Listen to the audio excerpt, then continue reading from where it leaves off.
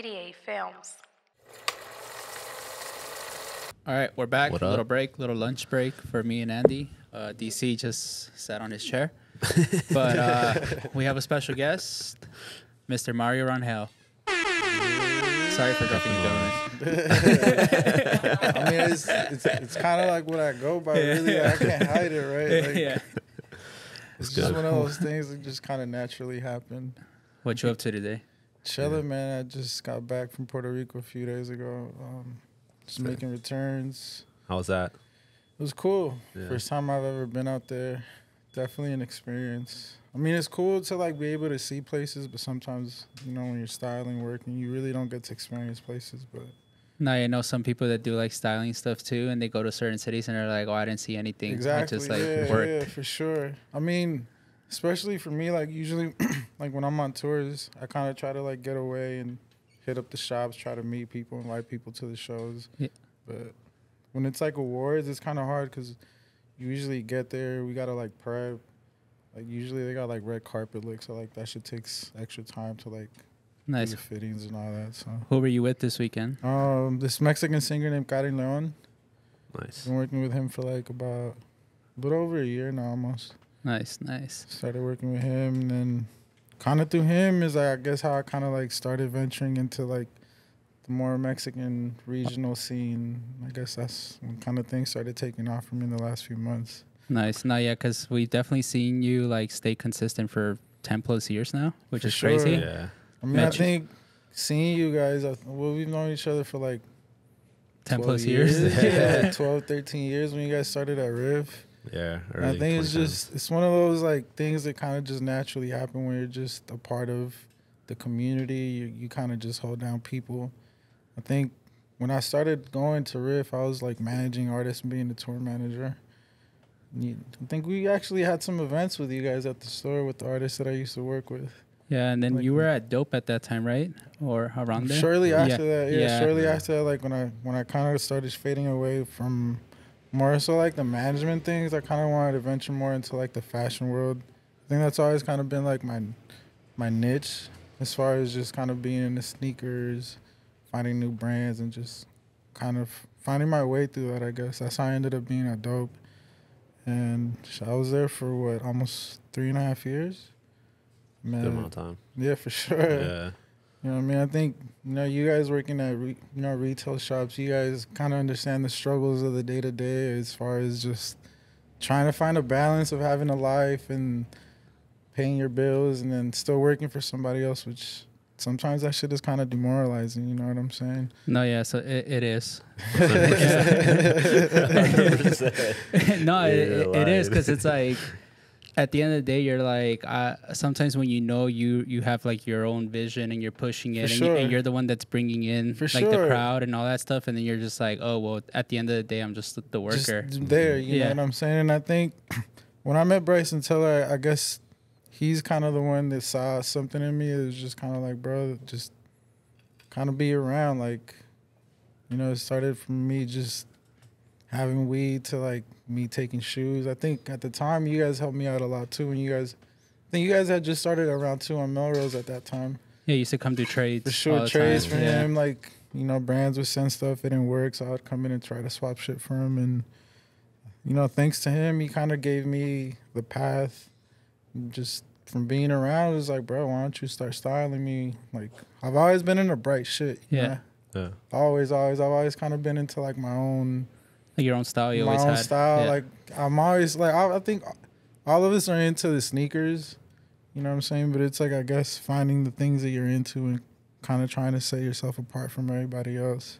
Facts. Yeah, And because I feel like you were always with somebody since I've known you, like as in like growing. For sure, Like with for Bryson, sure. because I remember even you were running with KD for a bit, right? For sure, yeah. That's shit. Rest in peace, his brother Cliff. You know that dude. You know, being at Dope too. They Yeah. randomly walked in filming. I think it was the special of the year, the HBO special of the year. He was MVP in OKC, and just KD just walked up to me. He's like, "What's up?" And I'm like, "The fuck, bro? Like, it's KD, bro." Like, but I think those the energy you transmit, right? I think people just kind of feel the frequency, and then they just kind of vibe off you, and they come and just being around him, you know. And it's kind of crazy, like being able to like see him in a different way that I think a lot of people will never really get to see him. A lot of these people, you know, sometimes it's very interesting and it's inspiring sometimes, bro, because you really get to see these people for who they are sometimes. Yeah, I feel like a lot of people don't see, they just see athletes as athletes. They don't For really see sure. that they're real people. For sure. So, And I think him as a person, he's done like a great job to, you know, really push that message as far as like, bro, I'm just a regular person, just like anybody else. Like, I think he's definitely gone through a lot of situations where, like, you know, criticism is a very hard thing to deal with, especially as an athlete. So. no, yeah, I just watched the Deli Alley special that he did. Oh, And yeah. How he was supposed to be like the next up and coming, like. I mean, how old is he? He's still young. He's still young. It's like 26, That's what I'm 27. saying. Correct me if I'm wrong. Cook me, do your thing. But yeah, he's mad young, and he did his special. And then Mourinho said that, like, yo, I could revive your career or something like that. But it's just crazy that, like, he was just saying, like, yo, people just saw my skill. They didn't really want to get to know what I really was or who I really am or what I was dealing with. So I mean, especially in England, man, because you know it's a whole different frequency just as far as the pressure and the media and soccer. I mean, I get to see it in Mexico, which is crazy because it's more of a soap opera, right? Yeah. Like, you know, they really they push some crazy narratives, and even with him, you know, like. I think they were pushing the whole crazy narrative where he's a party type of person. Yeah. Where, you know, people got like issues, man. Yeah. You know what I'm saying? It's okay to deal with your own issues at your own rate. And I think now we live in a time where it's like it's okay to express how you feel. There's reasons for you to feel like, you know, how you feel, and there's so many, you know, factors now to like get help. And I think, you know, dealing with some artists that I work with, you know, they go through different issues, and then just kind of trying to be there as a friend. Yeah. You know, with me, it's just like, man, I got clothes, so bro, let me send you a bunch of pictures of clothes and kind of get your mind away from whatever you got going on and shit. No, yeah, but that's good that you like develop like an actual. You're just not like on a work relationship with them. You're getting to know them. For sure, and I think that's what's kind of made me successful. Like the people that I work with, I tend to work with them for long periods, or, I mean, for a while, because it's just I'm myself, bro. Like I think when you find comfort being yourself, people kind of vibe off of that and kind of want to have that around a lot, just so they feel comfortable. Especially a lot of artists, man. Yeah, one thing that we for sure have noticed for you is like you're always just yourself. Like for you've sure. been the first day I met you, you're still like I'm like, oh, that's how Mario's gonna come in. I mean, I think, you know, we all mature and we all grow up, but I think the essence of who you are is just you, man. It's okay to be yourself. Like I don't think none of us really have it all figured out, and it's a process. Every day is a process. And I think now with the digital era that we live in, like things are so easy as long as like you can focus and really get whatever ideas you have out. Like there's so many ways for you to like tap into so many different niches. I think more than when we were kids, you know what I'm saying? Like 100%. Before it was just kind of like, oh shit, it was a smaller community. Now it's like it's accessible to everybody, which makes it, to me, it's cool. Yeah. I think a lot of purists in the sneaker game don't really fuck with that. Yeah. You know what I'm saying? Because they want to like keep it so exclusive and gatekeep, where it's like, fuck that. Yeah. You know, I think my message has always been where it's like, no disrespect to a lot of the gatekeepers, but it's like, we live in an age now where like, man, this is for everybody. You can't try to play a middleman for situations or culture. Yeah. When culture is so accessible to everybody, right? I think you guys being in New York, you guys got to see a whole different respect, right? Yeah. No, yeah, it was just a 100%. different lifestyle. For sure. Yeah. You know, I think the time that I was there, that I saw you guys, like, I saw you guys mature into like different people, right? Different pace. I think the time that I lived in New York, it was just kind of being accepted, right? Yeah. In the arts world, it's different, because it's like that's really where you want to be, right? Mm-hmm. You know what I'm saying? And I think that's the difference with LA sometimes. Yeah, I feel like in New York, I was accepted for myself. For sure. Like I feel in LA, I always had to be like the perfect version of For myself. sure, yeah. But in New York, they accepted me being For kind of who just you like all are. over the place. Of course. And they I gave me think, my space and stuff like that. you know, us being outsiders moving to like, especially that city, bro, it's like a complete culture shock, because it's like, bro, everything's way faster. Yeah. A lot of the time I wasn't understanding what motherfuckers were saying. Like, what, bro? Like, what, cuz he slowed down? Yeah. But I'm so thankful that I got to experience that because I think it molded me to be a different person and to kind of really take things into my own control as far as like, man, I'm able to do all of this. And in New York, you do things at such a rapid pace because everything's Super it's fast. convenient. You know what I'm saying? I think that's the one thing that I miss about the city for sure, being back in LA. But I'm thankful for that time that I spent there because it made me a whole different person. Yeah, I feel like you learn a lot in that city. For sure, like, you especially learn about yourself. You know, you spend a lot of time by yourself there. I think when you're away from like your home, your people, you get to spend a lot of time on a train, on a bike, whatever you're doing. Like you spend a lot of time thinking, and like sometimes like it's not good to think too much. You know what I'm saying? You just gotta like live life and just kind of figure it out as it goes. Yeah, one thing that I did learn about the city that like always sticks with me is in New York, I was mainly always by myself, but I never felt alone. For sure. Like I never felt like I was alone. Never. You know, I think that's what New York is, right? Like you feel comfortable being yourself, and it's like, bro, you carry yourself in a whole different way that you sometimes can't hear in this city. You know what I'm saying? No, definitely. I just feel like it's like the whole like the community, the culture, the like a lot of my friends would go there and they would always just like, yo, like New Yorkers are so mean. And I would be like, no, they're not. I just feel like they're just always in a hurry or they have shit to do. I think it has to do a lot with, bro, I always tell people it has to do a lot with, like, we get to see the sun out here, right? Yeah. You know what I'm saying? So we really don't have that sense of urgency as far as, like, we're comfortable, like, the pace is slower here in New York. Bro, there's snow, there's rain. You got to take the train somewhere. Like, people got shit to do. Like, let's go. It's time. You know what I'm saying? And even when I moved back here, bro, like, that sense of urgency, I was trying to push people, and then people were kind of, bro, chill out. You're not in New York no more. I'm like, bro, but still, like, you have to, like, we got shit to do, cuzzy. Yeah, it doesn't mean just because you're not out there that you can't have that same ethic out here. And that's something that I think even me and him talk about all the time, because the people that were around here that never experienced it, they kind of look at us like, what? Why y'all move like that? Because they don't understand that. For sure. It's just that sense of urgency, bro. Especially, you know, the store that you guys worked at in New York, the rate, the amount of like shit that was coming in, I'm sure must have been overwhelming at points. And the people you guys have to deal with too, you feel me? Because the reseller in New York is different, bro. 100%. Throw them in the loop. No, literally, it was a whole different monster. But I remember I struggled with that. I still kind of struggle with it out here. It's like, am I moving too fast, or is it just LA pace is a little way too slow for me, where I'm just like, I don't know who's wrong. Am I wrong? They're wrong. For sure. But I think, you know, especially in LA, we're at a point where I think it's a transitional point as far as like retail shops and just culture. Because I feel like there's a lot of people coming to this city and moving to places that most people from our city wouldn't live in, right? Yeah. Like, who the fuck would have lived in, like, the arts district, you know, when you guys were working at Riff? The quiet. Right? Quiet. Yeah, rest in peace, Andre, right? Yeah. Like, all them, like, even, like, the joints across the street from, like, Riff, nobody would have lived there, bro. Nah. So it's cool to see, you know, these outsiders from New York, all these other cities come here and embrace the city, especially the arts. Yeah. Because, you know, our city's definitely, like, bro, it's where it's at, like, it's like graffiti capital of the world. You know what I'm saying? So it's cool to see like the progress of the city, and I mean, shit, look where you guys are at. Chinatown. You know what I'm saying? Like, how many retailers have really opened up over here? None. I don't think so. It was. They definitely were like shocked that it was gonna be a sneaker store, because they told us that before this it was like a little bookstore, and there's a ton of bookstores here. For sure. Yeah. So, but yeah, I mean, I remember even when we first opened, the red shirt guys, which are the security guards, shout out to them, 24-hour security. Super.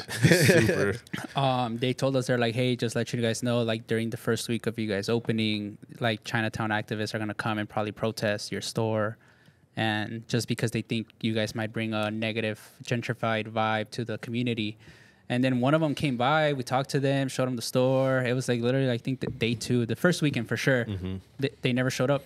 Just because they saw that we were just like, cool, I guess. Yeah, but, you know, I think, especially where you guys were at in New York, bro, like, it was just like the middle of everything, right? You know what I'm saying? So it's like, you guys have a head start as far as like the vision, right? Especially coming back home. I think I saw you in New York when you were kind of telling me that, like, I think I'm out of here. I think we're about to open up our own store. And I was like, bro. Yeah, towards the end. Yeah. I was like, go for it. Like, what the fuck? I said, you got to, like, realize that you guys are pillars in the community, right? Like, people come to these shops that you guys worked at to talk to you guys, to talk shit, to, like, build with you guys, right? To have that relationship. Because a lot of the time, the owners wouldn't be at the shops or whatever. Yeah. So in a sense, you guys were the faces, right? Mm-hmm. So it's like, if people fuck with y'all, it's like, bro, people will go wherever the fuck y'all go. Yeah. And I remember telling y'all, like, bro, next thing I see, like, you invite me to, like, come and check it out, the pre-party. Yeah. I'm like, bro, I'm proud of y'all, bro. Like, it's been, like, what, almost 2 years now? Almost. October would be 2 years. You know what I'm saying? And it's like, bro, like, to see that transition of you guys, like, kind of where you guys started off as, like, kids at Riff trying to figure it out, and where you guys are at now, bro, like, I'm proud of y'all. Like, as a friend, you feel me? Thank you. That shit is crazy to see. You're like, it's inspiring, bro. Yeah. You know what I'm saying? There ain't too many, like, brown people doing this shit, so, like. No, yeah, that's one thing that definitely now I feel like for us, we're definitely seeing a lot of people, creatives in our space now. Like, obviously you have Andy, you have Steven. For sure. You have, like, I mean, that's crazy how you grew up with Steven. I didn't know you grew up with Steven, bro. Yo, trip out. So with Steven, I remember I met him, I think, at Tierra Mia in Southgate. Damn. With Brian. And he was asking me and Brian for advice because he knew that we were, like, into fashion and stuff like that. And then I remember during that time, I was doing my own patterns for jackets and stuff like that. Yeah, I remember it. That's and crazy. then I remember I never did anything, and Steven asked me for the patterns, and I was just like, "Here you go, bro." And he's like, "What?" And I was like, "Bro, I'm not gonna do anything with them." That's crazy. Yeah. I remember that. Yeah. Yo. No, yeah. Wow. So that's how I met Steven. But Steven had, like, a pretty good relationship with my little brother because they were his class, like, school wise. And I still remember his first shirt, and he's like, "What do you think of it?" And I think I remember I told him, like, "Oh, it's not for me, but, like, keep it up. Like, you have good shit coming up." And it's just crazy to see where he's at now from that time I met him at Tierra Mia. It's kind of crazy because I feel like him and his brand almost have, like, this cult, like, following, right? Facts. You know what I'm saying? I think because to me, he was one of the first Hispanics, like, brown kids that kind of really started pushing that shit through his brand in a sense. And now I see his shit and I'm like, bro, like, he's getting more into, like, menswear shit, like denims, like like actual pieces. And I'm, as an outsider, right, because I've only known him for maybe like a year and a half, 2 years, and it's crazy. And, and it's cool, like, when I take it to, like, my Latin artists, because it resonates even more, right? Yeah. Because I feel like there is, like, brands that, obviously are, like, Mexican owned or, like, Mexican American owned, but it's mostly, like, T-shirts and hoodies and shit like that. And for me, it's, like, trying to find those designers that have cool shit that aren't necessarily that known.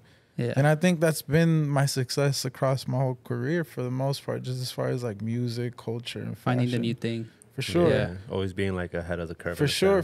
And in my own way, right? And kind of expressing that in a way where, like, the things that I like, right? I think that's where I've kind of, like, found my niche is, like, always finding the shit that I like and pushing it in my own way. No, yeah, it's cool because, again, like, I always tell people I work in my closet. Like, essentially, like, it's like, it's taste making, it's stuff that we're into. It's just, like, our lifestyle. It's essentially, it's who you are. Yeah. You know what I'm saying? And I think with Bryson, I realized that, like, just as far as, like, how when I started working with him, like, really dressing him up, it was just kind of like trial and tribulation to figure out what works. The dad hat. Yeah, I remember. That shit went crazy. The flannels, like, the extended tees, the distressed skinny Fear God jeans and the Yeezys, right? Like, I mean, bro, who would have thought, like, I remember getting on the train in New York and everybody looked like us. I was like, this is crazy, bro. Like, I gotta ask you, because recently I know he was wearing the Air Max and everything. How did that come about? He ended up buying those. What's the joint they do where they take them shopping and shit on you? Sneaker shopping. Yeah, I think, what was it, Joe Pluma? Right? Yeah. He took them shopping. This is I think COVID time, right? So it was even harder to buy shit at that time when he dropped his project. It was like 2020, I think, when he bought those. I think he dropped like 15. That's not bad. Which isn't that bad. I mean, now they're getting like 30, right? Yeah. Yeah. So it went crazy. He had like, I think, 30 shows. towards the end of the tour, he ended up like, he was jumping off stage, right? Yeah. So I guess on the left shoe, I don't know what happened, but I guess like the wiring or some shit had like went crazy, and it wasn't charging, it wasn't turning on. So I ended up having to find him a second pair. Oh shit. No box. Shouts to what's the homie Baron over at Soul Stage. He looked out. Nice. That's he ended hard. up giving it to me for damn near the same price. Yeah, but that's sick that like a shoe like that, he's What? jumping Which off is, it. yeah, I crazy. mean, for us, it's like sneakerheads, right? Yeah. Like, it's kind of crazy to see somebody like really wear them, because, I mean, when they came out, we used to see people. Yeah. Yeah. You know what I'm saying? I'm sure when you guys were at Riff, you used to see people walk in with them, but that was like 20-something years ago, right? Like, damn near, like, when they dropped, like, 15 maybe? 15, yeah. 15, almost something 15 like years, that. yeah. You know They what I'm did saying? the auction and Especially for everything. that shoe, that Yeah. technology, where technology is now. And, you know, there isn't too many people that, like, actually know what they're doing if you give them a shoe to try to fix. Yeah. You know what I'm saying? So I ended up having to do, like, mad research to find somebody, and I saw the shoe surgeon. Yeah. Like, he had just done, like, a custom Air Mag, I think, like, a orange or brown colorway. So I was like, bro, I'd rather just give him to him. He knows what he's doing. Yeah. You know what I'm saying? It's like sometimes you gotta essentially pay the premium to get the good For work sure. done. I mean, Yeah. especially with something like that, bro. Yeah. I wouldn't. Trust anybody. Nah. And there's people out there that do it, and Yeah. I just wouldn't trust sending out the shoe, because then it's like, you don't know if you're getting it back. Like, you really know. I don't know. You know what I'm saying? Yeah. 100%. Yeah, that was crazy, because it's like, how do you tell an artist no, right? When they want something, and it's like, how do I find an Air Mag? Yeah. He's coming to LA on a Sunday. This is a Tuesday. Like, how do I find it? Or even if I find it, right, how do I get it shipped in? Yeah. Facts. Especially something like that, where it's like, oh shit, I'll probably have to fly and pick it up. Yeah. It might be better for you to For fly and pick it sure. up. Yeah. Yeah, no, 1,000%. That's a car, bro. That's like, you know what I'm saying? But that's always good, because I feel like you've built a relationship with pretty much everybody in LA, where like For sure. store wise and For stuff sure. like that. Especially somebody like Baron, you know what I'm saying? When I was working at Dope, he would be across the street just cashing out everybody at Supreme every Thursday. So, you know, it got to the point where I was like, man, like, What's up? what do you need, bro? Yeah. You know what I'm saying? Like, I need money, bro. Like, you know, like, working retail's cool, you know what I'm saying? But I think we all got aspirations and goals to figure out something bigger. So I was like, well, shit, if every Thursday, like, I could just grab shit for him, shit, I might as well. Yeah. And then from Easy. that, like, I just developing that relationship where I'd buy shoes, I'd just give them to him. I think he only had one store at the time in, Alhambra. yeah, next to the It was the right attic, there on right? the plaza. Yeah. Yeah, it was Yeah. to me that was crazy, because it's like, man, you got a resale shop next to a retail shop. Yeah. No, yeah, I remember You know they was that, cooking. that store in Alhambra. Manny told me about Drake dropping the OVO 10s when they were samples Yeah. at Undefeated. So I went, and they only had size 15 through 18, some nasty stuff like that. Which now is like perfect, because it's like Cooper sizes, right? Well, I bought the 2 pairs of 15s, black and white set, but I don't know what to do with them. So I went to Soul Stage, and Willie made the call. He called him because the store that had a phone at that time, and I think they told him like, yeah, we'll give you like 3,000 each. And I was just like, I'm running over there. What? Yeah, and they cashed me out for those but luckily they fucking came out like Yeah, nah, man, I remember, I think when you guys were working, I took one of my homies, he had the same shoe, right? And this is maybe like a year and a half later, and bro, they were like bricks, right? Yeah. You know what I'm saying? You couldn't even get like, they were like $300. that's what I'm saying, right? And it's so crazy, right? Like, just as far as like the hype, how quick.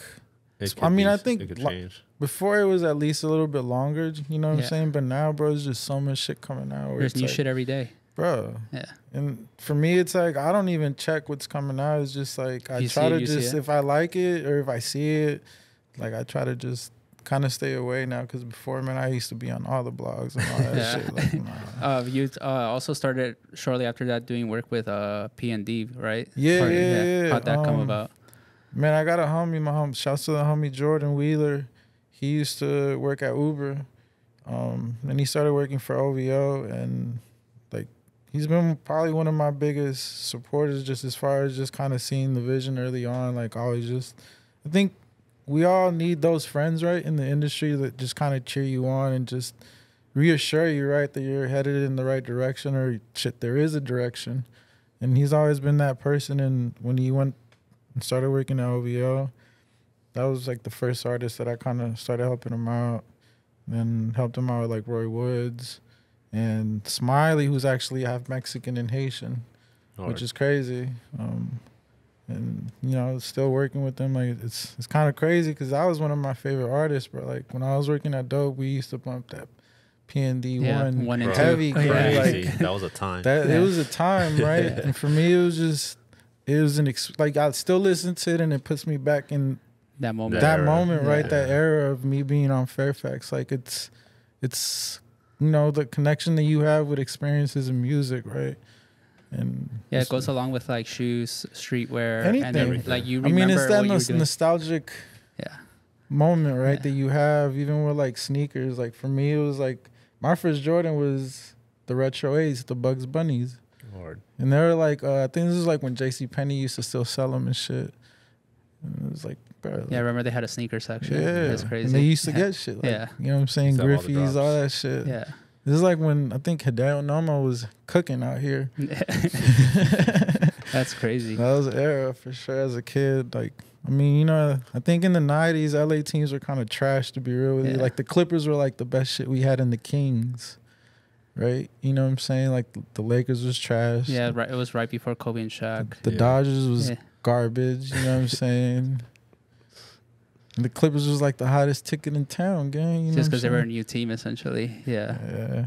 But yeah, that's crazy because I remember going to stores, like speaking of PND 1, PND 2, and like you knew that album or mixtape or whatever like was coming out was hot when you would go to like Fairfax and Melrose, and every store was playing it. But I think that's a part of culture, right? I think that's something that a lot of these stores forgot. It's like, I mean, for us, it was like that was the thing, right? You went into a store and like a week before, 2 weeks before, like you had the sneakers already, you had the music. Yeah. A lot of it, like, I mean, New York, they're the capital for that shit for sure. Because motherfuckers be having shoes months before. Like, you go to any of them little mom and pop shops, but they got everything already. $350.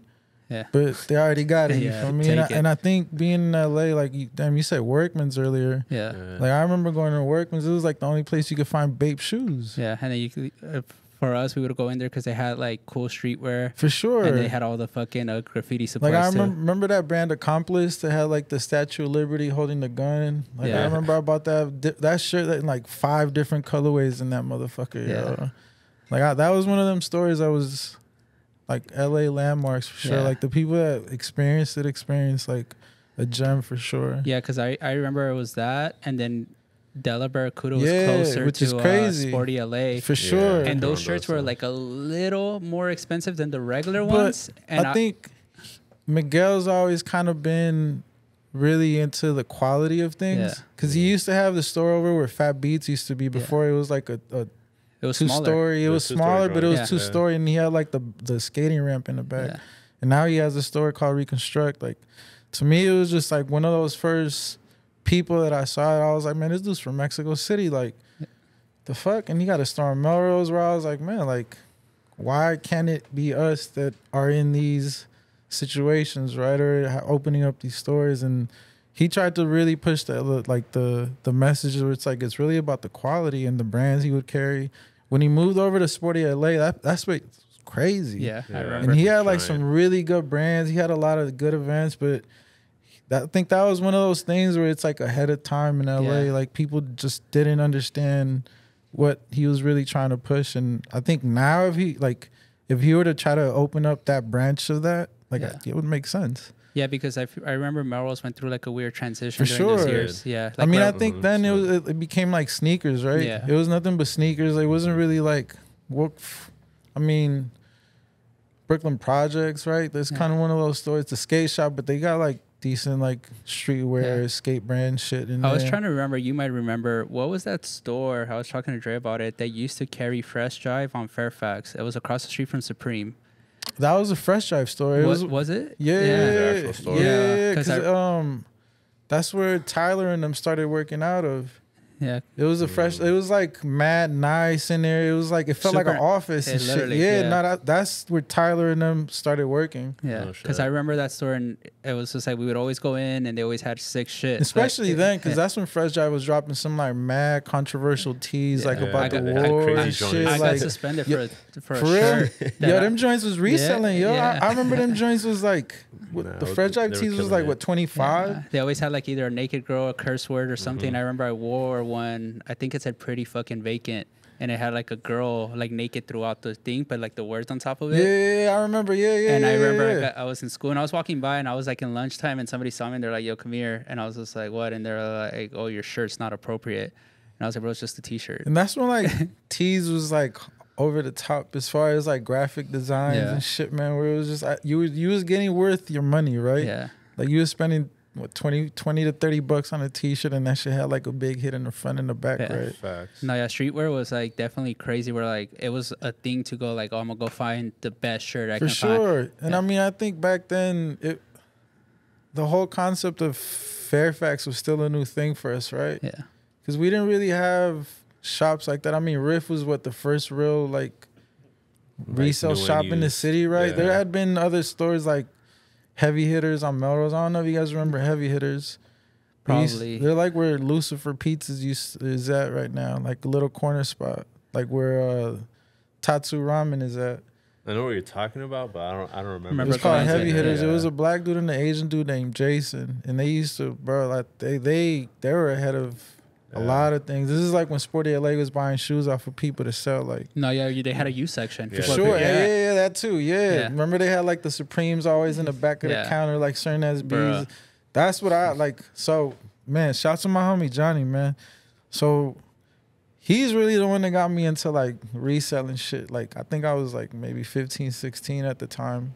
I didn't know like much about, I only knew like what Jordans, Air Maxes. Exposed me to like the SB shit, like the Dunks. So like every Monday through Wednesday, as soon as I get out of school, pick me up because he was older. And bro, we would go to Val Surf. We would go to all of Val Surfs throughout like all of like the Valley to like Thousand Oaks. And we started really like developing relationships with the skaters at the shops. Because you know how it is, bro. As a lot of skate shops, they won't fuck with you if you go in. Yeah. Facts. You know what I'm saying? And it's like, bro, like, I'll shoot you some bread. Yeah.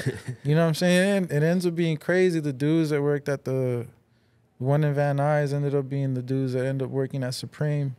So it's just kind of like, for me, it's just kind of like I see them and it's like, it's crazy. Like, they still remember me. Like, being that kid just coming in, like, just trying to buy some shit. Yeah. It's like insane just to see like the thing because Melrose, a lot of people remember Melrose was like a thing to do. For sure. But that was the thing you would do Friday and Saturday. You would go to Sporty LA. You know what I'm saying? There was another sneaker store, I think, before. Or maybe we're like, what's that one shop that sells, I think they closed down. They sell like Y3 and like a bunch of designer shit. I'm sure you're talking about, it was like crazy Wild Style. Wild Style. Yeah, where Wild Style was at, there used to be like a shop. They used to sell sneakers and boots in there. I don't know if y'all remember. Yeah, it wasn't that, because that building looks different than all the other buildings. I know exactly what you're talking about. So we'll take a little break and then we'll catch up part 2. Oh, that's too Hey, bring your camera. That's what it was. Yeah, bro. Hey, bring your camera. That was the thing, though. When you knew you had, like, when you bought some new shit, you were like, "Yo, hey, bring your camera." For sure, yeah. That was it, because bro, like, that was our way of like getting our outfits out, right? That was like the MySpace time, right? Yeah, literally MySpace. I think that's when like social media was like really starting to be a thing where like you had to, like, cameras weren't cheap either. No, they weren't, bro. Like the regular joints was like what, $350 or something like that. You know what I mean? Ready? Cooked. It's on? All right, we're back. We're just having a conversation about people being ahead of their times and like our influences. And we're just talking about like the MySpace era on how like phone camera was so bad that people had their own cameras. And they'd be like, "Yo, hey, bring your camera," because you thought you had a good outfit on and stuff like that. But I think that's how a lot of people started getting ahead of shit too, right? Like using social media back then, like message boards and shit like that. No, because I remember you would even you'd post it and then you'd post a bulletin about it. For sure, because it was a thing, Yeah. bro. Like, it wasn't really that many people that on it. Yeah. Not like that. Not then. You know what I'm saying? I mean, I think people make careers out of that. Yeah. It's like I see like somebody like Neek, right? He just went from like the daily outfit picture to like fucking having a brand that kind of. He had a brand new car for every drop. You know what I'm saying? Like, that shit was wild, bro. Bro, Neek was like... It was insane, right? That era, I remember I would look forward to see him posting when he did a drop. For sure. Where you was refreshing the shit every day, like every few minutes, just to see who was like the big timers who was posting the outfits and shit like that. Like, but now it's like, you know, it's an everyday thing. Like Instagram posts, fucking TikTok, I think has taken fashion in a whole different direction, which is cool because it's exposing things to a lot of people that probably would have never found out about. I don't know, say somebody like Steve, right? Yeah. Mm-hmm. Yeah, I think now I was telling Manny yesterday. I think the youth, especially like, you know, our people, brown kids and shit, are like, this younger generation is like super tapped in with the roots, like really trying to figure out who these brands are that they fuck with and that resonate with them and actually have a message, right? No, I mean, seeing y'all even on TikTok, like I be seeing my homies repost y'all. I'm like, yeah, I know them motherfuckers. Yeah, like, and it's cool to see the demand there for people like us now, right? I think 100%. before we've always kind of been the minority, just as far as in the sneaker game or in fashion, right? Even though in fashion, like we make damn near the majority of the clothes. Yeah. You know what I'm saying? And I think for me, that's been like one of my biggest missions as of, I think when I started going to Mexico, when I was with you guys in New York and shit, I was like really trying to figure out like my roots, who I am as a person, like who am I? You know what I'm saying? I think I was at that point in New York where I spent so much time where I was just like, man, a lot of this shit can be taken away. Yeah. At any moment, you know what I'm saying? You know, I wasn't really working. I was reselling. Yeah. You know what I mean? I had the Swish account, so y'all would see me on Mondays and Wednesdays. And it would be like whatever was left over from the weekend, like out 40% off, run it. Yeah, I remember you would come in and you'd be like, oh, I don't care, I got 40% off. Yeah, I was like, and I was running that shit. Shouts to the plug at the time, you feel me? Yeah.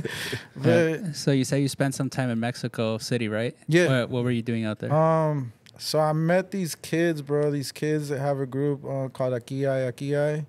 They were signed to a label called Finesse. And I met them through one of my mentors, Anita Herrera, who used to have a showroom. She used to work with like Hell's Bells. You remember Hell's Bells? Yeah, I remember that brand. Yeah, Carmelo's brand. Yeah, I remember. So she actually is so crazy because when I go see Steven, her showroom was there in the same building. So it's like kind of like a full circle moment, right? Yeah. Where it's like, it's all, my life is like kind of coming together somehow in a weird way. But she introduced me to them, and then I was already working with Bryson. This is like, I don't know, maybe 2017, 2016. And bro, I'd always wanted to go to Mexico City. I went as a kid, but as an adult, it's a different experience, right? Because you know what you want to go see or like experience. And I started going, bro, and I kind of got to see, I guess, the tail end of the beginning of like Mexican R&B or like Latin R&B. Yeah. Mm-hmm. And they obviously knew that I was working with like Taylor, Khalid at the time. And I kind of understood. It was just like, man, I could relive this shit again in Mexico. Like, this is crazy. Yeah. Right? Like, I just went through this in the States. And I started going like every month, it seemed like. And I was taking clothes. And then I met a homie who had a store at the time. And started taking clothes. And I think I remember mentioning to you guys at the time, like, I'm about to start working with the shop in Mexico City. I'm about to put some shit in there. And yeah, I remember. I think I was Burley, New York. Like, I think for sure. Burley, New York. It was like 2018, like the beginning of 2018, which is a cold ass winter for sure, bro. I remember it rained all the way up to like 420 damn near, cause like. Yeah, I remember my first winter in New York. It was fucking cold. It's an experience, bro. Being from here, it's like, what are we doing, bro? Like, it's a whole different world. But I love that shit, bro. No, like I love the fits, right? The fits you could get out in the cold weather is different, bro. No, yeah. That's how you really know who could really dress. Yeah. You know what I'm saying? Like, New York really teaches you how to layer, how to like really dress yourself up. Yeah. Cause here it's like, bro, like. Yeah, I feel like I don't do that out here in New York. I remember I always had like it was funny because people. He was always dressing up. Don't lie, bro. No, I'm saying. He was on some other shit in New York, I would always post my mirror pic with my Apple for sure, and everything. But it was because like I knew like. But I even had, your style was different because you like. Yeah, I think the influences, like the things are more obtainable because it's closer to you. And then being around too, bro, everybody was bringing you shit. You know what I'm saying? You really got to meet everybody. So a lot of the things that weren't as accessible to us here were, bro, it's like people were handing you shit, I'm sure. I'm sure you guys met so many people out there that like were taking care of y'all. It was fun. Like it was cool because like I always say it. I was like everything was so easy to get to that I wanted to do cool shit out there. For sure. Over here, it's just like I'm barely just opening up to LA, barely. Like because it's kind of like a reintroduction, right? Because you see life in a certain way for such a long time, bro. Like your vision moves at that speed, right? And it's like kind of having to backtrack and like slow down is, to me, it's sometimes like counterproductive as a human being, like because it's like you're so like. I feel almost like an outsider coming back. For sure. Yeah. Like I always tell people, I don't know what to do. Because things change too every couple years. Like I moved back in the beginning of 2020. So I spent like 3 years in New York, right? You guys came back, what, a year after that? 2 years? He came back at the start. Yeah, that's what I'm saying. You know what I'm saying? And when I left, it was like different. Downtown was like nicer, right? I think we had an RSVP. Yeah. We had mad shit opening up. Dover Street had opened up. Bodega. Yeah, that whole like Arts District thing was a thing. For sure. You know, I think when I moved, it was just like All-Star Weekend. It was like I was like from November of 2017 to like that 2018 space. I was back and forth moving and shit, and I moved back and it's like, damn, bro, this shit is different, cuzzy. People were fighting for toilet paper and shit. I was like, damn. Yeah, because even for us out there, I feel like June 2020, when did we open? Yeah, 2020 to like up until I left in 2021 of October. I feel like that little era of New York was just crazy. Like it was insane. Like the reopening of New York to like when I finally left, I was just like, bro, this is insane. I think I remember seeing you when things had just reopened because I went from Miami to New York for like 2 weeks. And I think this is like when you needed the card, right? The vaccination the vaccine card to get anywhere. Yeah. It was so weird to go to a Yankee game and like have this shit like section or separate, like where it's like people with vaccine with vaccine. Bro, it was weird times, but it was also fun, bro, because you really got to be around people, right? Because I think in New York, where there's so much going on, you really sometimes don't really get to interact as much with people. You know what I'm saying? Especially with like creatives and people that work at stores, right? Because it's like motherfuckers got to go to work or do all type of shit. So for me, the times that I think I ended up going back a month later and I stayed for like 3 weeks. So I was like, bro, it was so fun. The energy was fun. Summertime, like we could be outside. So I ended up, bro, it was a crazy story. I ended up going to the SNS bar. I left my bag there. I get back to my hotel, right? I'm like so heartbroken, like, oh damn, I lost my bag, bro. I lost all my shit.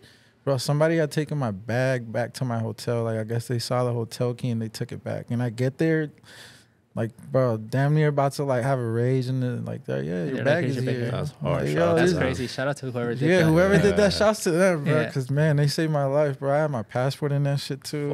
It would have been all bad. Could have been bad. No, SNS bar had good nights. I remember when they want to go pick me up, I took them to SNS.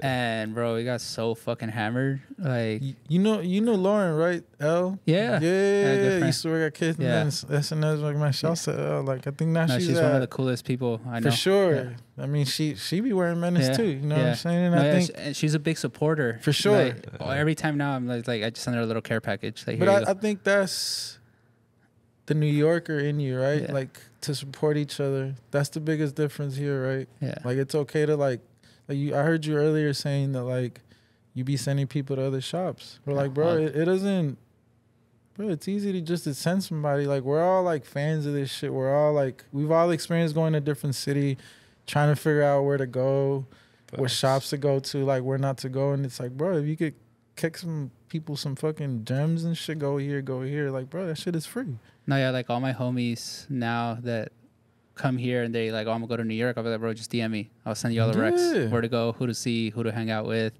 And I always tell them, like, yo, just get lost in the city. Like, literally, it's better to just get lost. That was one of my favorite things, is just smoke and just walk around and just take in the city, put my headphones on and just kind of zone out. That was like incredible feeling, bro. Especially for us, because we're not used to seeing up for buildings, right? Facts. Like, LA is so spread out, and just SoCal, right? Where, like, everything is spread out. New York, everything's on top of each other. So we're not used to looking up. So for me, it was just that experience of walking and looking up and kind of like, motherfucker, move out the way. Exactly. No, I get that here when there's two places that now I get that feeling, because I remember in New York, I lived in a high-rise apartment where I saw the two, the Manhattan and the Brooklyn Bridge, and then I saw the skyline, the downtown skyline. And I remember just waking up and seeing that and being like, damn, anything's possible. Like, like just seeing that, like, yo, there's so much opportunity there. Yeah. And I was like, I just got to go grab it. And then here, for some reason, when I take the 110 and it's empty late nights and you pass through all the buildings, I'm like, damn, like, I could do anything. If I really put my mind to it, or when I go to the beach. When I go to the beach, I'm just staring out and I'm just like. And I mean, I think that's the beautiful thing about SoCal, right? We're like, we get like the city, but we also have the beach so close to us, and then we have like places like the OC, like everything's so close to us. Really, like, man, we're kind of spoiled, bro. Like, you get a little bit of everything here. What? Yeah, you got the mountains, and then culture. Like, I think obviously in New York, there's so much. It's like a melting pot of different cultures, but here, obviously, it's like, you know, Central America, Mexico for the most part. I think now we're starting to get more like South Americans out here. Mm-hmm.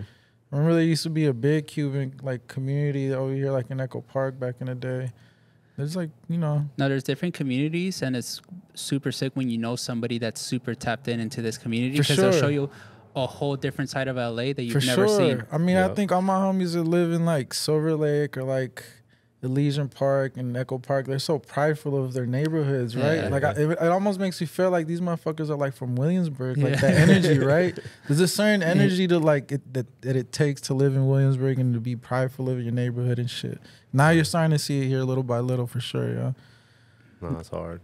No, I just feel like LA. Well, for me, again, I'm still not gonna be like, oh yeah, I love LA, blah blah blah. But I'm still becoming. I feel like an outsider coming in, and now I'm like, all right, cool. Now I'm finding what I want to do. For sure, LA. But here's the thing. I think now you're at a point where like you're servicing the community, right?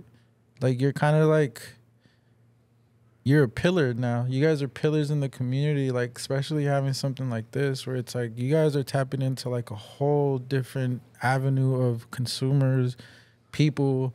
A lot of people that would have never found you guys, right? Because I think here's the thing, right? Like, everybody wants to keep things to themselves.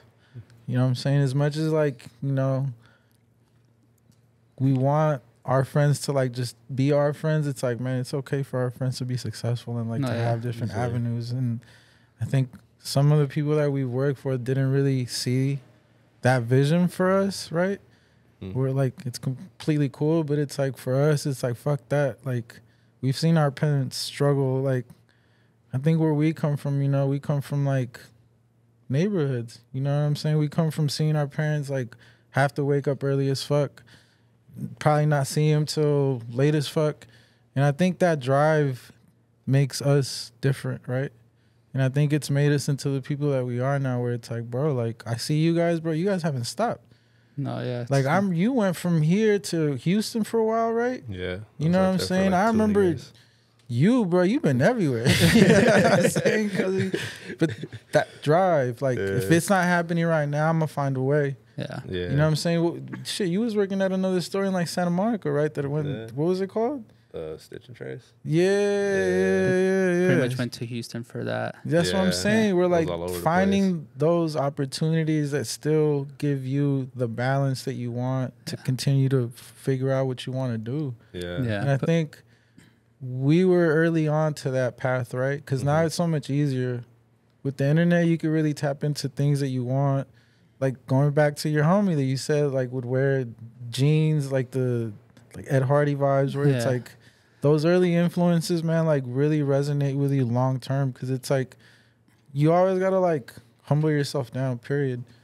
You know what I'm saying? You always gotta remind yourself where you come from, like how you started. And for me, it's like clothes. You know, it's like for me, I get to look at clothes all day, bro. Yeah. Like, that became a career. Like a hobby became a career over time, right? And that's just like that. For me, it was doing my homework, finding clothes, finding shoes, like being accessible and like being knowledgeable, right? I think now you have to know what the fuck you're into, right? Yeah. To really like find the things that you like and what you want. And that's what we had to do though, because we didn't really have the tools back then. There's no textbook for what we're doing. Fuck no. It's just like you figure it out, trial and error. Learn as you go. Goes back to our parents, like that drive that they gave us, like just seeing them, bro, have to wake up at 5, 6 in the morning, go to work, see them 7 at 8 p.m., come home, still cook, be tired as shit, put us to bed. Like, bro, they made us into different people, different machines where it's like, I mean, for me, it's like, bro, everything that I do is for my family at the end of the day. I think that's just a cultural thing, right? You know, for us, it's like, if your family's good, then you're good, you know? And for me, like, that's been my biggest reward, I guess, working with, like, the Latin community, because it's like, now my parents really understand what I do. Yeah. They, like, turn on the words and, like, they could see me. They see my work, and, like, that shit, it resonates with me in a whole different way, because it's like, man, like, I've been doing this shit for, like, 10 plus years, and it took me this much time to, like, finally figure out the right direction of how to go about it, right? Before it was just kind of like, okay, cool, I'm in this pocket. This is, I think this is my limit, where it's like, fuck that. Like, now you could have spread yourself more out. You know, and now it's like I'm working with like reggaeton artists. I'm working with like Mexican regional. Like, I might be working with like some Asian artists. Like, for me, it's been, I think it's been an awakening, because it's, I wasn't ready, bro. Like, I don't think none of us are ready when our time is due. You just gotta kind of take it in, and it's been overwhelming, because it's like, bro, I'm here, I'm there. I don't really have the balance of like, shit, I could be here for like a week. It's like sometimes you gotta go. Yeah, that's a part of like our trade, where it's like servicing people. Sometimes we're like secondary. You know, but I enjoy what I do, bro. Like, I get to see the world, I get to see different places, and get to see you guys in different places. No, I think even now, like you're saying, you're working with like Mexican artists and stuff like that. I think like it's always been a thing, but for us, we feel it now, because you have people like yourself styling these guys into stuff that we're into. So now it kind of comes up into our world, where we're just like, oh, this guy's hot right now, or this guy's that. So how'd you get into essentially that world, or that space of music? I mean, honestly, it was through the kids in Mexico. I met somebody, shouts to Lena, she's a publicist, like she's Peso Pluma's publicist, Grupo Frontera, like Ryan Castro, like a lot of big Latin, like tier A Latin artists, I guess you could say. And I was working with this magazine, Preem Mag. J. Cole's photographer, Anthony Supreme, shouts to him. He started it off, and when I was in New York, I started doing shoots. And I think at the time it was COVID time, so I got linked to this producer named Tiny. He like produced a bunch of like big Latin reggaeton records, and that was my introduction of like kind of working with bigger Latin artists. And from then I worked with Fade from Colombia. Like, he's kind of been tearing it up, and with him I kind of started getting more opportunities, because Brian at Solomon, shouts to Brian, he kind of understood, because it's been very hard for me as a stylist when I approach a lot of these showrooms or brands, for them to like kind of understand who these people are, because I mean, there really isn't a lot of us in those spaces yet. Soon there will be, but as of now, like, there's a disconnect, right? Because obviously, like, a lot of these showrooms look at the product that they gift as far as like, well, I have these TikTokers, I have these influencers, and for me, I think the battle that I have is like, why would you rather give this product to something that's gonna have a short shelf life, as opposed to like artists in the Latin landscape that a lot of these artists, I think, that have come out in the last like 3-4 years are like generational artists to me in the Latin world. So it's like, for them not to understand that, it's like, it's almost like disrespect. Yeah. Because it's like, all right, you rather give this shit to, no disrespect, to like a TikToker or like a test maker that doesn't really have a shelf life. I think now more than ever, like the clout, like that era is kind of dying out, because there is people doing cool shit. It's just sometimes it's just timing, people catching up and not understanding. And now it's like they see it, especially with Peso Pluma. You know, like all these showrooms that weren't really like fucking with a lot of like the clients that I would send them stuff. Now it's like, cause obviously I can give stuff to a lot of people. That's how I ended up getting some menace shit on him, some like Mitchell and that stuff. Shouts to Arson. And even other brands have sent me stuff that he'll probably be wearing soon. But I don't take it personal. You know what I'm saying? Because even with Bryson, you know, I would hit up Champion. I would hit up 47 brand and like they weren't really responsive because maybe it's just hadn't really taken off. And then next thing you know, Dump's one of the biggest records. And, you know, I could have taken it personal and been like, man, fuck them, you know. Like, but if anything, I was like, no, man, like, what can we do? Yeah. And for me, I think that's always been one thing about my career. It's like, I don't take things personal, bro. Yeah, don't burn that bridge. Never. Yeah. Because you really don't know when they're going to need you or vice versa. Like, I think... I gotta look at this shit like I'm a politician. I gotta be cool with everybody, bro. 100%. You know what I'm saying? And when I started carrying myself like that, I think things just started changing for me because it's like, you know, of course I have my opinions, but it's better just to kind of keep them to yourself, bro. No, yeah. It's funny. Steven did put something out on Twitter like that I was just like, damn, you're right. Said something, I'm like, yo, we all have opinions about something, but sometimes it's better just to like take it in the chin and keep it pushing. For sure. You know? And even with him, man, like he's been one of like my biggest supporters early on when I started taking like Latin artists. You know, he's like right away because he understands, all right. You know what I'm saying? And sometimes it just takes those people that understand, and eventually there'll be more people like ourselves in these higher end companies that will give, you know, our peers, my peers, opportunities. And for me, it's like, how do I continue to like push fashion, right, in my own way? Because I'm like, bro, I don't design. I mean, I'm starting to. You know, I think that's the next thing for me is like to really launch my own shit. You know, I have so many clients where it's like, bro, this is easy.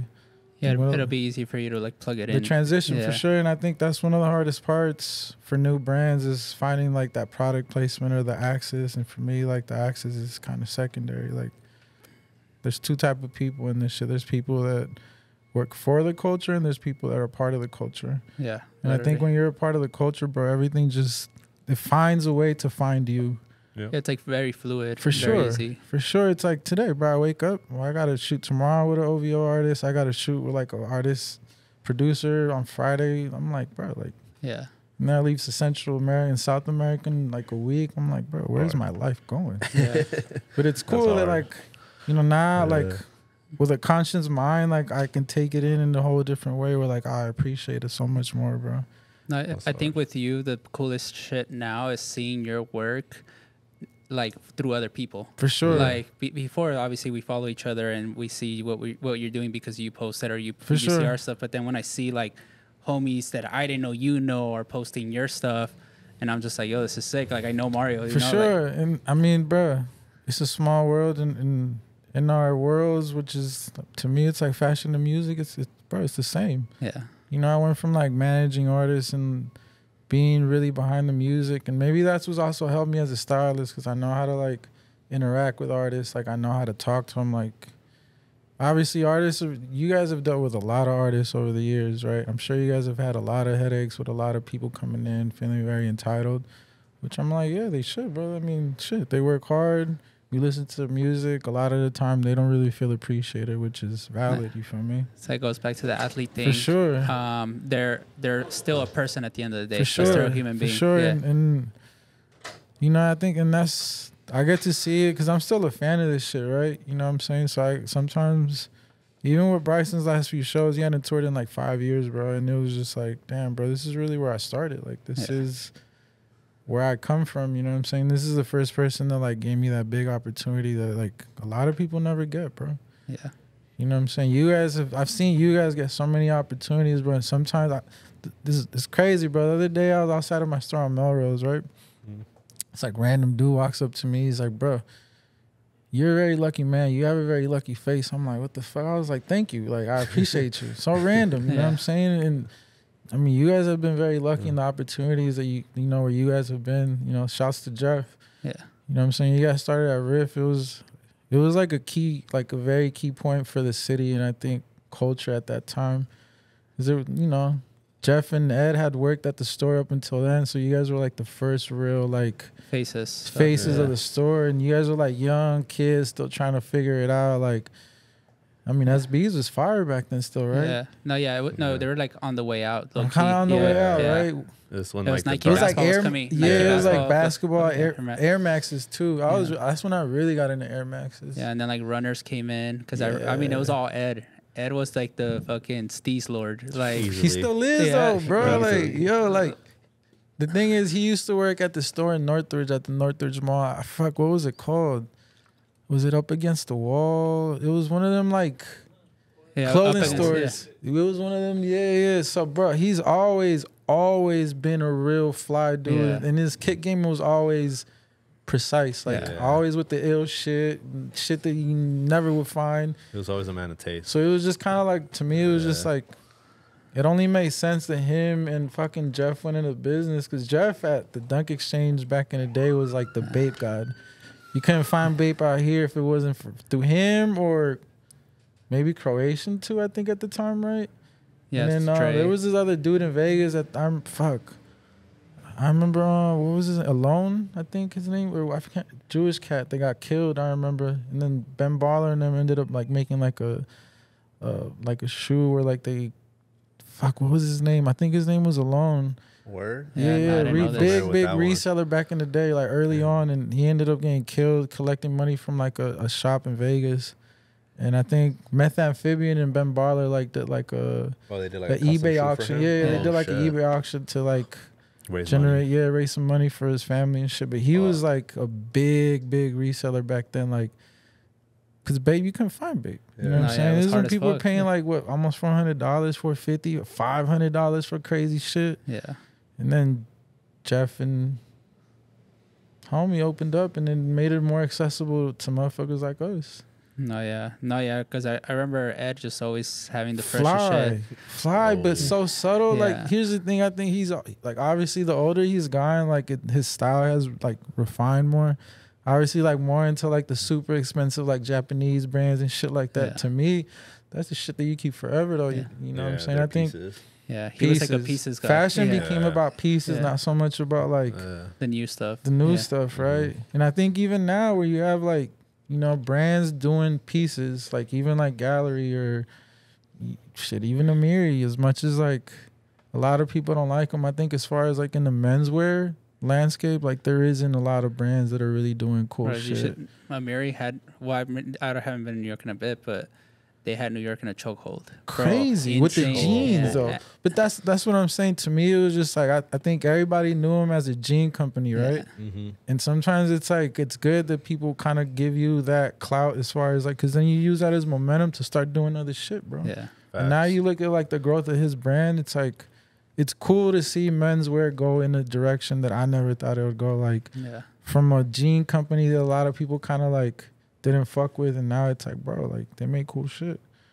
Now you got like Montclair just sent me the collabo that they just dropped for Bryce and what's the Leahy? Yeah, those are cool. The shoes, right? Yeah, the shoes and even the clothing, like it's actually pretty nice. You know what I'm saying? Where it's like, look where, you know, streetwear urban kids have taken fashion. You know what I'm saying? It's a whole different platform now. What? Yeah.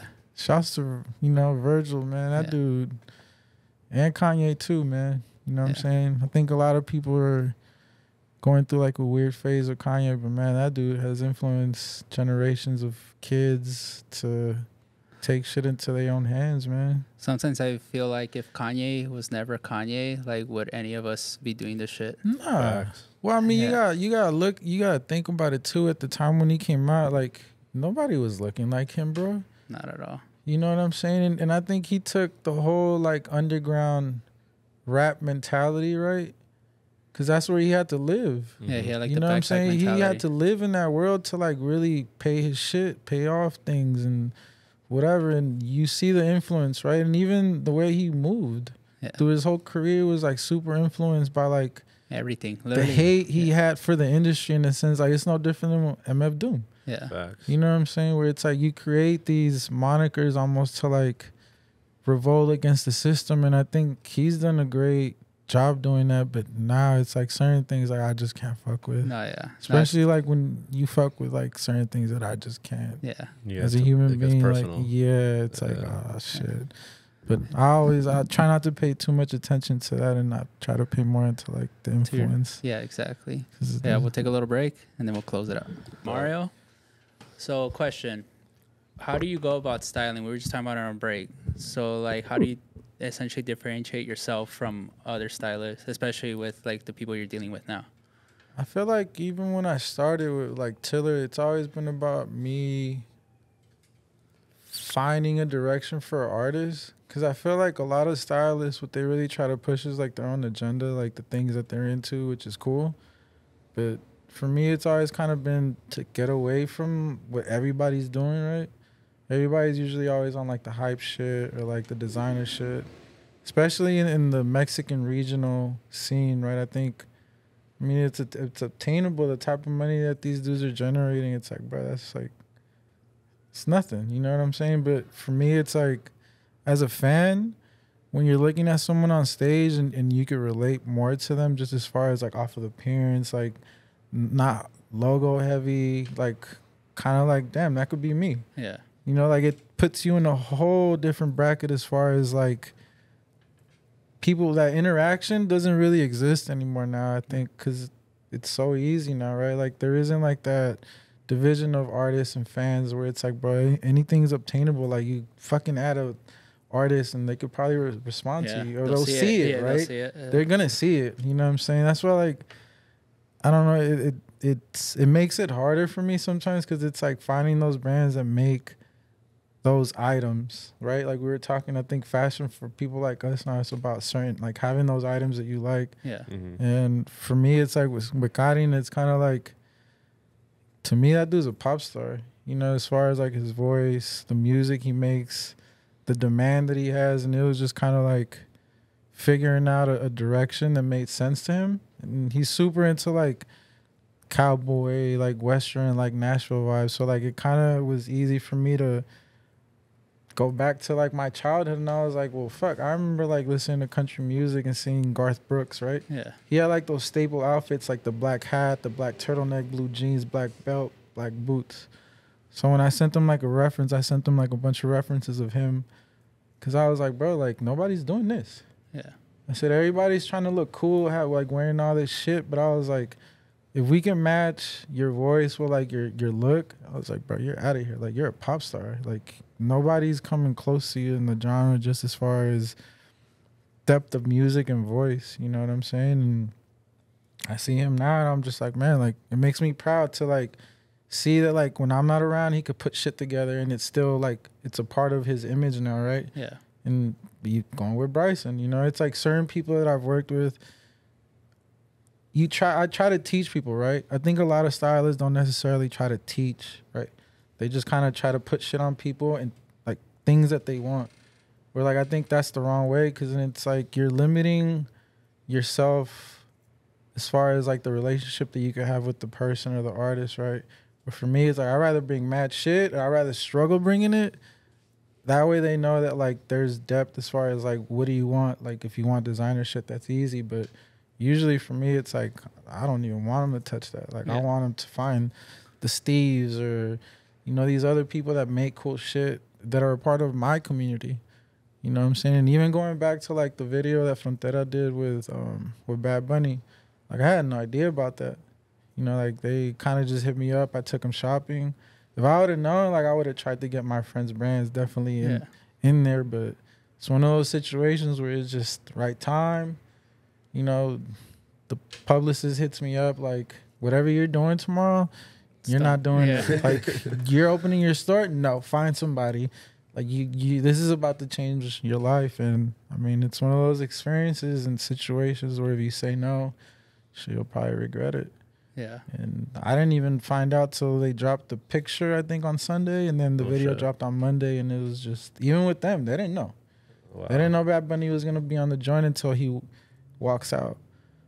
And like there's a video of like a certain angle where like Bayo, the lead singer, like you can see him kind of like Like surprised. Bro, his eyes just open up and he's just kind of, he wants to laugh, right? And you can hear like the director kind of tell him like, move around, bro, move around. And for them, I'm sure it must have been like a whole different experience because it's like, damn, bro, this is one of those records that are changed their life. Yeah, you know what I'm saying? Like now I think in our community, right, in the Latin community, bro, there's so much demand for our people. Yeah. Either, especially Mexican, you know, the reggaeton has been kind of running shit for the last few years until recently. And to be a part of it or even just help out in somehow, bro, like it's been probably one of the biggest blessings of my career for sure. It's crazy. It's just like literally awesome. Like nuts that I still remember like that cover was I think the header, like the picture, the header picture for them on Apple Music. That's like a big moment. I mean, bro, it's cool to like to give opportunities, right? Like it's cool to be able to help your friends, and I think for me that's always been the biggest thing because I look at it, it's like how can I help my community? Like how can I empower myself to maybe motivate a younger kid to like make it obvious we're like, bro, all of us could do this shit if you really have the drive and like the need of wanting to be a part of something. Like, bro, there's so many opportunities in our world to like be a part of something. And I think all of us, our whole lives, right, we try to like find our place in this world. And it's like, I think when you express yourself or you're in the arts, it's just easier because it's consistently just being yourself. Yeah. You know what I'm saying? And I think, you know, in life, a lot of our peers and friends have a very hard time just being themselves, bro. Yeah. And it's okay to be yourself. Maybe me smoking weed is like kind of mellows me out and keeps me kind of chill, but no, I think that's something that we could relate to because ever since we've known each other, it's kind of you've been you, I've been me, Chris has been him. Like we've all been each other. Bro, I'll pull up to Riff and be smoking outside with Jeff. You feel me? Like I would not care, bro. Like I just think living freely and just being yourself, bro. Like really means something now, right? 100%. I think before like not fitting in was like. You're kind of an outcast, right? Now it's like not fitting in is okay because it's like, bro, you don't want to be like everybody else. No, exactly. You know 100%. What I'm saying? And shit, even y'all, like you guys are so different and unique from each other. And I think that's what balances you guys and has just kind of kept you guys together for this long, right? Because, man, I know a lot of friends they ain't friends after, you know what I'm saying, the situations that you guys have been through, you know, you guys have been through a lot together as friends, you know what I'm saying? And to open up a store with a friend, like, bro, that shit takes work. Especially, I mean, my store's been open for like a year and a half, and, bro, that shit is work. And you guys are here every day, you know what I'm saying? For me, it's like it's hard because it's like I got to travel and I got to leave. So, like, I understand you guys in like a whole different way, and like the respect is way different now for sure, bro. So what's next for you? Shit, man, I'm getting ready to open up a store in Mexico, in Monterrey, with some of my friends. Just kind of being out there, just meeting people. It's no different than being here. It's like I move the same way, you know, like studios, like being around artists and shit. And I ended up meeting somebody that puts together the like biggest festivals in Monterrey. Mm-hmm. He has a kid who I style, and from them coming to the store, just kind of knowing me now, like, you know, they're like, bro, why don't we open up a store here? You know, there isn't really that avenue. It's not as accessible. Like, obviously, there's money in Mexico. There's mad money in Mexico City, especially, because it's like people are like, it's really wealthy or like really poor. You know what I'm saying? And my homie, shouts to Gonzalo, was super fresh. Like, I kind of got to see a glimpse of the dynamic in the city, especially when like Supreme and Bape were kind of a thing, because it's like, bro, people were really buying this shit. Like, you know, people were kind of surprised. Like, bro, people buy shit like that in Mexico. I'm like, yeah, bro. I think even you guys are surprised. They're like, what, bro? There's like stores out there. And you know, now it's like there's cool shops out there. Like, I started working with the store Jet, where like, bro, they sell like all high-end designer shit, and there's definitely a demand for it. And now it's just kind of to take it, give it to the people, and It's weird. It's like kind of weird because when I was in Spain, I was talking to one of my a dude that I know out there. How was it? Yeah, you been before? Never. It's my first time. Yeah. Did you go to Barcelona? Yeah. Damn. Barcelona. I bet you wanted to go to the game, yo. I did, but it was off season. I know it's off season. Yeah. You just missed them too, right? But I was telling him, I was just like, yo, I go to these countries like London a lot, and I was just like, but I don't really see. Essentially, like, let's just say around to a syndicate of cool kicks out there where they're like dominating. It's a lot of like smaller stores. For sure. Like, especially like in London, I feel like it's mostly like a lot of like mom and pop type shops. Like, like there isn't really like that big entity, say like a community built for sure stores. But my homie essentially told me like there's a demand, but nobody does it. For sure. And I was just tripping out, but I was just like, it might be hard because with round 2, there was a small like month window where we were about to do London, but then it just like, I don't know what happened. It's crazy that like the run that store had at the time, and like I think it was the presence, the internet, YouTube, like it was just so many different factors, and you guys were there at that point where that shit just went crazy there, yo. I mean, shit, it took y'all to New York and Chicago, right? Yeah. Like, did you guys really expect to ever like move out to New York or Chicago, bro? Right. I moved to New York with like less than a week notice. For real? Yeah. You know what's crazy? Because I thought I was gonna do it for months. Then they dubbed it. I know. And then they were like, that week, Russo called me. He was like, "What do you mean they dubbed it?" And I was just like, "Yeah, Luke said I wasn't going no more." Yeah, bro. You know what's crazy? I was supposed to be working at the New York store too, bro. Round 2? Yeah, bro. Like, I remember when they had the pop-up, they had like their first pop-up in New York. Yeah, at ProCell, yep. Yeah. And I remember like I was talking with Jay Boo, and I was waiting, and then Bryson ended up starting his second tour, and then all that just kind of fell to the back. Yeah. And I think maybe that's why I kind of had that idea still stuck in my head where I was like, because I was in New York for like 4 or 5 months, because I was like, fuck it, I'm just going to move out here, get comfortable, get familiar, and see what's up. Yeah. And then next thing you know, I end up moving, working with like Jeff Staple and Extra Butter, like maybe a few months after that, and the rest is history. Yeah. No, yeah, I remember it was just like a week notice, and they're like, "Oh, well, you're going to New York," and I was just like, "All right, okay, literally, all right." Do you look back and kind of like be like, "Damn, what if I said no?" If I would have said no, I don't know. It would have been a different route. I feel like we probably might have still been here, but I think it would have just been a whole different route. But I think like I was talking to Sosa about it like 2 days ago. Damn, I was like, bro, Sosa, that man's yo, he's crazy. That's like, my man. Yo. What we did for like New York City, like at least in resale, like just the characters we had, the family that we had, it was just like insane. Here's the thing though, I think being from LA, you guys brought like a whole different energy, right? Than what they were used to. We're like, I think you guys really started that interaction with like the resellers, like, because there's always been like this weird division, right, between like resellers. No, and we were accepting.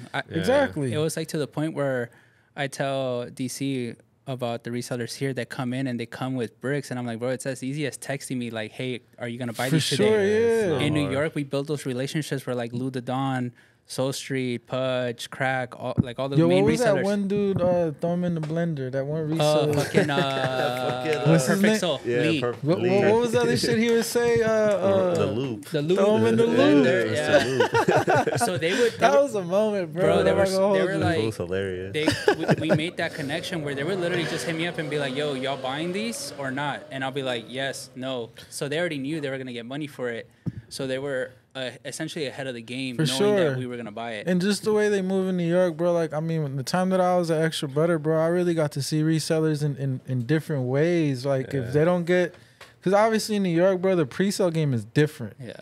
Like, you really have, like, pre-sales that go for the high, right? So I would really see, like, damn, this motherfucker really needs to shoot today. Like, because they would press, bro. Like, the cops would have to come. Like, there was several situations when I think when the Red Toes came out.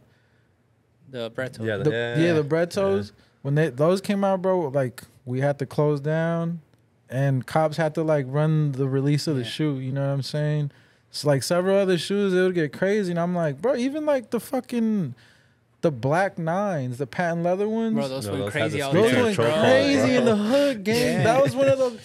Bro, yeah, they had the here's streets. the thing: the hood loves a patent leather shoe. Yeah, Facts. Especially if it's black. You know what I'm saying? And I was surprised because I thought they was just gonna be one of them pushover because nobody fucks with the nines. No, even those UNC. Chicago's right behind you. Yeah, bro. Those went crazy. Yeah, people love. That's those when joints. Offer Up was still cool. Like you could find deals. Yeah. You know what I'm saying? But now it's like, bro, everybody knows, bro. Like, No, yeah, I think we made that community, and the respect factor was there. Like I remember, we never had a problem with them buying outside. They would let the customer come around too first. If I dubbed it, then they would buy it. And then sometimes they would come in like, yo, can you legit check this? See, and that was the difference between y'all and the store here. Because, man, I remember there were several situations where, like, kids outside of the store on Melrose, like, kind of, like, having confrontations with, like, people from the store, like, kind of trying to push them away. And it's like, bro, like, it's a respect factor. You got to respect the kid that's hustling, bro. Like, you were that kid one day. Like, don't get ahead of yourself. You know what I'm saying? And bro, you guys had no disrespect, but y'all had that shit jugging, bro. Yeah. Like that shit was it was a time. Like if you got to experience that shit and the energy that was there with you guys, it was different, bro. It was mad different. I mean, look at fucking District 1. They were just our homies, and then they were like, "Oh, we're gonna open a store." That's what I'm saying. Across the street. Yeah. No, but yeah, it's just like, again, it just goes back to that respect factor. And I think here we're building that too. Because For sure. like now people here come in, they're like, we could do the meetups here. We could make sure our shit's legit. But here's the thing, like you guys are a destination store, right? Where people like really look forward and plan to come here. And the fact that there's fire ass food around here, fire ass coffee, all this. Cause for me, like I grew up going to this Grand Star Jazz Cafe up the street. I don't know if you guys been there. No. The one on Broadway? Yeah. Nah, how is it? It's cool. Bro, they used to have mad like underground hip hop events there, like all types of shit. So I used to go over there. Naked and Famous used to have a store, the Jean Company over there. Oh damn. There used to be a skate shop over there too. I don't know if you guys remember, like inside that little court in there. There was like across the street. I can't remember the name of the skate shop, yo. But damn, they was over there. The only skate shop I remember is the one that's still the one by Riff. Non-factory? Yeah, they made it smaller too, right? Yeah, I think so. That shit, they used to be big as hell. I remember I walked in, I was like, yo, this feels smaller. Like, yeah, and I remember the guy, bro. If he weren't a skater, he was. He's always been like that though, man. But that's what I'm saying. Like, I feel like especially the skate culture, bro, is very closed. Yeah. Right? Like like for them to really fuck with you, bro, it's like you gotta just be yourself. Like if you don't skate, you just gotta be the homie. Especially when I was on Fairfax, we had like DJ K, which we had a bunch of old like skaters that I grew up like watching through videos and shit working there, and it was just for me, it was like, bro, this is crazy. Like for me to like experience that time, especially when I was on Fairfax, because I think it was a time where like streetwear and like menswear high end were kind of all trying to like mesh in, right? That's like Yeezy. I mean, Yeezy was really pushing that shit, like the extended tees, like all that. Like, I mean, now we look back, we're like, man, we was looking crazy. Yeah. For real. I mean, the only thing I'll probably still wear would probably be like skinny distress. Yeah. You know what I'm saying? But the long tees, I don't think. Maybe Bombers. I think Bombers are kind of making a comeback now. You know what I'm saying? But no, Bombers I feel like are like a it's like a generational staple. Like you always, it doesn't matter. Like you could always pull one out and like you'll fit, right? But man, a lot of that shit now, it's like, remember like everybody was wearing those T-shirts that had like the designer names. It was like a football jersey. You remember those? I remember Ian did the one with his face on it. Yeah, that's. See, that was an interesting time because I was like. Obviously, the Odd Future kids are kind of still around, but I think that's when SoundCloud really started like kind of pushing in and. Yeah, because I remember Black Scale had their run too. Mm-hmm. What? Yeah. Remember when Black Scale had the fucking meet and greet with ASAP the first time? That was one of those legendary moments just to be there. Even not being in there, it was just like, bro, there's something that's happening. Yeah. There's something that happening in our community and you just kind of wanted to be there, and it's like the hats, right? Yeah. The hats, even though it was a weird fit, right? Like, bro, everybody was wearing them shit. Yeah, that thing, even like with the 40 hats, we had the whole fucking Wow. Like, it came back to us when 40 hit us up about the museum hat, and he was like, yo, let's do a friends and family collab. And to me, like, that was crazy because I was just like, yo, I remember I used to fiend for your, like, the 40 ounce hats. Remember the Tisa hats, Taz Arnold? Yeah, that was a little before. Remember, bro, that was crazy to see in the city where it was just like, bro.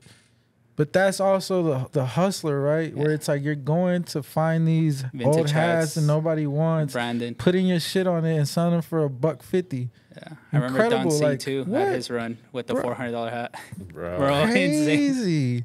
But, you know, you look at somebody like Taz, right? They made music, was signed to Kanye, always into fashion.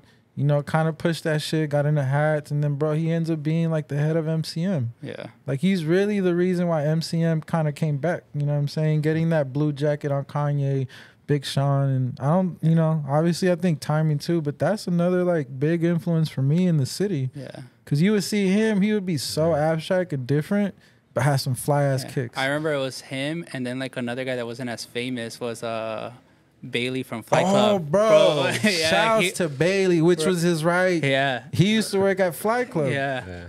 Crazy story about Bailey, bro. So this is, fuck, I can't remember the year, but I think it was like the year of, what was those Air Forces that had like crazy hair, orange? It was like the year of the dog. The horse? The horse, the all orange one. Orange ones, right? That was like 2006, 7, right? It was like all orange with the like cream. So, bro. Yeah. Crazy story. Bailey, we had met Bailey, I think, a few weeks before at the Clout release of the Air Maxes. Like, this is like, bro, you really, it was a small community. Like, if you knew about shit, you was there, right? Yeah. And, bro, I remember his mom's come in and be like, can I leave Bailey with y'all? Be like, yeah, man, like, come and pick him up tomorrow morning. Like, bro, he's 15, maybe 13, 14, you know what I'm saying? And then don't see him for a few years. I walk in the Flight Club and who's working? Yeah. You know, and then a few years go by. Now he's like styling people, and like he doesn't get enough credit. Yeah. Shouts to Bailey, bro. Wherever you at, Bailey, I'm gonna hit you, man, for real. And even like Bailey. So check this out. I got a homie who started this brand called Home Fem. My homie Andrew, which is killing the streets. It don't matter like what hood you in the States, you're gonna see some Home Fem. You know what I'm saying? He was working with Bailey and Taz, right? And I was working at Dope at the time, and this is when like Tisa was doing a bunch of events with like Dom, Pac Div, like Halloween, New Year's and shit. So I ended up working with Peter Rosenberg, and we put together like a beat showcase. So I got them, and then that's how I ended up meeting Andrew, and then Andrew ends up being like the first person that gives me close to for Bryson, like the first brand, the Home Fem brand, and shit, now it's like, it's crazy, you know? Yeah. But shouts to Bailey, man. That dude, the Beamer lifestyle, like that 80s Coke boy wave. He was ahead. Ahead, bro. Yeah. And even if you look at his Instagram now, like bro, it's just, some people have that vision, right? Yeah. You know what I'm saying? And like, bro, I think now he really got into like fixing cars and shit.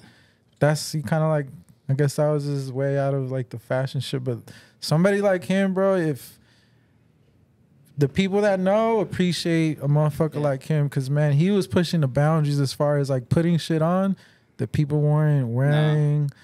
Everybody was safe, and he was, like, outside the box. Bro, wearing, like, fucking red loafer, like, felt, you know, slippers with, like, a fucking, like, old Gucci, like, he was, like, on the dad vintage shorts, you know what I'm saying? And this is, like, 2004, 5, 6, bro, where, like, everybody was, like, T-shirt, kind of baggy jeans and some dunks. Yeah. You know what I'm saying? That was like the staple. And bro, you saw a motherfucker like him with like the vintage Gazelles with like bro, he came straight from like Harlem in the 80s. To me, that's what Bailey was. And then you see him working with Tisa, it was like only hand in hand, where it's like both of these abstract people working together created like some memorable moments for our city. Because I think when we really got to see Tisa kind of expanding, it was like, damn, this just started in our neighborhoods, right? Yeah. Like, everybody was feeding for those hats. Bro, what? Yeah. All you really have to do is just go to the swap meet, find one of the hats, and tell them, yo, put this on there, right?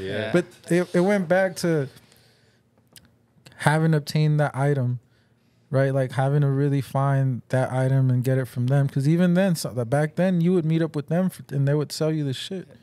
You know, and that's a crazy experience as a kid or, like, even a fan of the culture. It's like, damn, I'm really next to somebody that was like works for Kanye or is signed to good music like that.